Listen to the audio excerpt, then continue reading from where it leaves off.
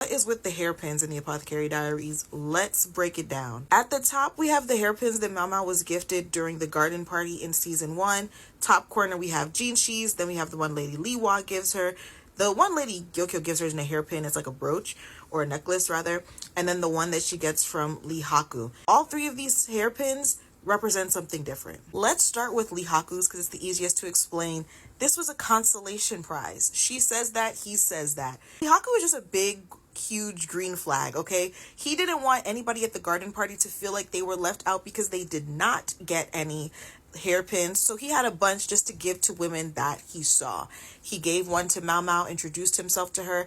It was incredibly platonic. Mao Mao does not understand what any of the hairpins means, and it's only by chance, really, that she decides to go to him to ask to go for the homecoming. Lady Leewa, that's the top corner with like rose quartz and gold, that was also a symbol of like claim and like protection, because though she is not one of Lady Leewa's ladies in waitings officially, she did live at the Crystal Pavilion for many months and nursed Lady Leewa back to health, and Lady Leewa is very grateful for it. So it's like, hey, if you need something and I can help you, here is my promise that I will help you, right? Last but definitely not least, Jinshi's. Jinshi gives Mao Mao the hairpin after hearing her story of being kidnapped, and also her reasoning for wearing the freckles because she does not want to be assaulted living in the pleasure district, right? That's a reality for her. This is more symbolic of like a promise of protection than flat out claim. It's like, hey, I'm going to protect you. I'm going to make sure this doesn't happen to you again. It's more so the intent behind it than like what the overall intent of the hairpins are, which is men give women hairpins at these garden parties and these palace functions as like a show of romantic interest. Like, hey, when our contracts are up, we should get married.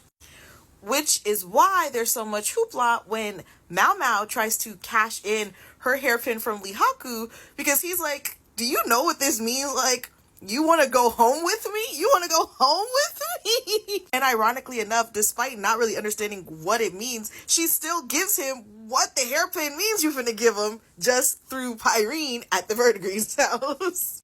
I have an entire video already about why Shisui gives Mao Mao her hairpin to match with Jinshi, so I'm just going to tag that in the caption so you can go back and check that out.